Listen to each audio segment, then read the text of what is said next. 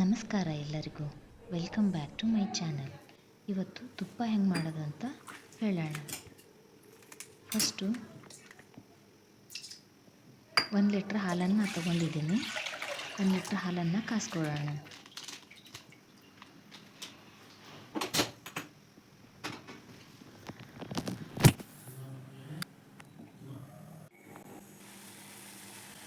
ಹಾಲು ಪೂರ್ತಿ ಕಾದು ಆರಿದ ಮೇಲೆ ಅದನ್ನು ಫ್ರಿಜ್ಜಲ್ಲಿ ಇಡಬೇಕು.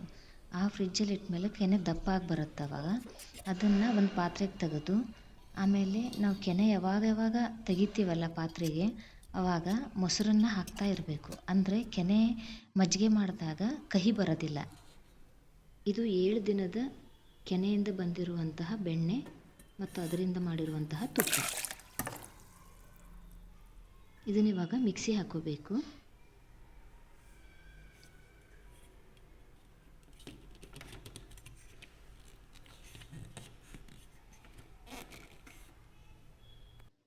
ಮಾಡುವಾಗ ಅವಾಗವಾಗ ಚೆಕ್ ಮಾಡ್ತಾ ಇರಬೇಕು.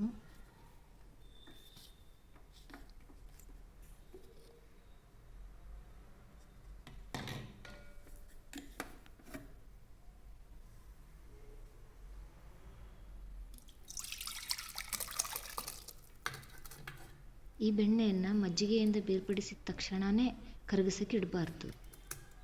ಅದಕ್ಕೆ ಅದನ್ನು ಫಸ್ಟು ಮಜ್ಜಿಗೆಯಿಂದ ಬೇರೆ ಪಾತ್ರೆಗೆ ತೆಗೆದು ಬೆಣ್ಣೆಯನ್ನು ಅದನ್ನು ಒಂದೆರಡು ಸಾರಿ ತೊಳಿಬೇಕು.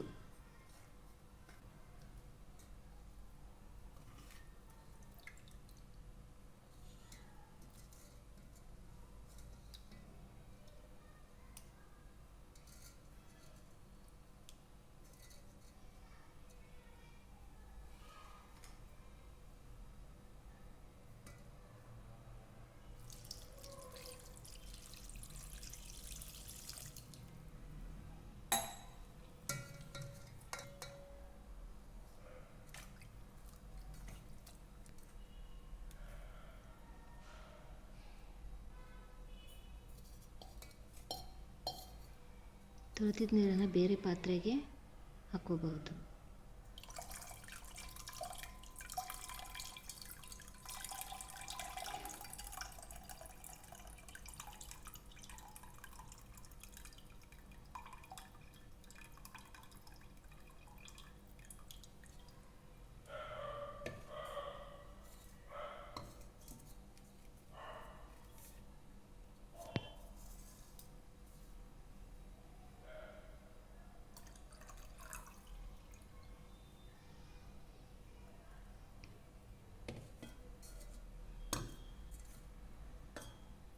ಈ ಬೆಣ್ಣೆ ತೊಳೆದಿದ್ದ ನೀರಿಂದ ಚಪಾತಿ ಹಿಟ್ಟನ್ನು ಕಲಸಲಿಕ್ಕೆ ಯೂಸ್ ಮಾಡಬಹುದು. ಚಪಾತಿ ಚೆನ್ನಾಗಿ ಮೆತ್ತಗೆ ಬರುತ್ತೆ.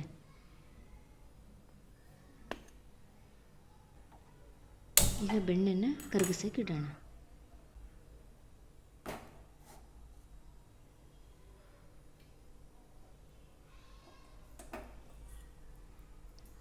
ಈ ಕಡೆ ಮಜ್ಜಿಗೆಗೆ ಒಗ್ಗರಣೆ ಕೊಡೋಣ.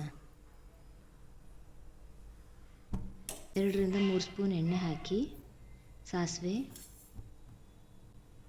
ಜೀರಿಗೆ, ಇಂಗು, ಕರಿಬೇವು, ಅರಿಶಿನ ಹಾಕಿ ಗ್ಯಾಸ್ ಆಫ್ ಮಾಡಿ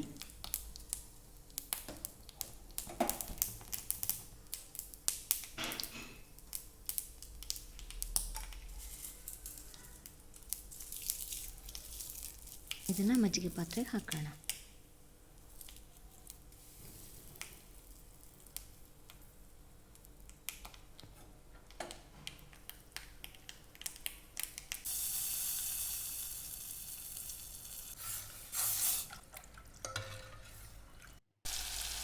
ಇಲ್ಲಿ ತುಪ್ಪ ಕಾಯ್ತಾ ಇದೆ, ಬೆಣ್ಣೆ ಕಾಯ್ತಾ ಇದೆ.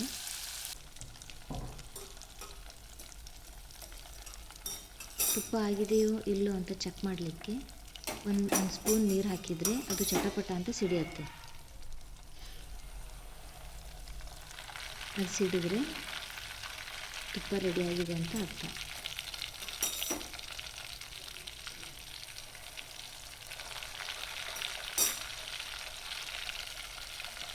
ಆಫ್ ಮಾಡಿ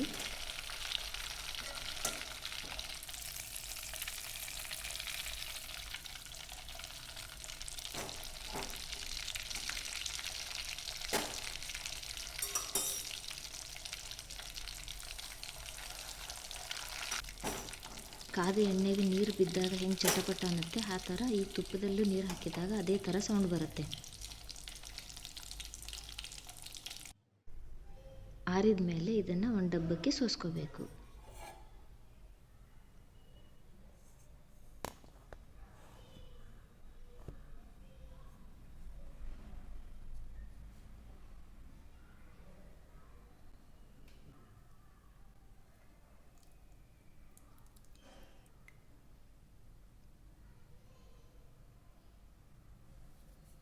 ಇವಾಗ ತುಪ್ಪ ರೆಡಿ ಆಯಿತು. ಇದು 7 ದಿನದ ಕೆನೆಯಿಂದ 7 ಲೀಟ್ರ್ ಹಾಲಿನಿಂದ ಬಂದಿರುವಂಥ ಕೆನೆಯಿಂದ ಮಾಡಿರುವ ತುಪ್ಪ ರೆಡಿ ಆಯಿತು.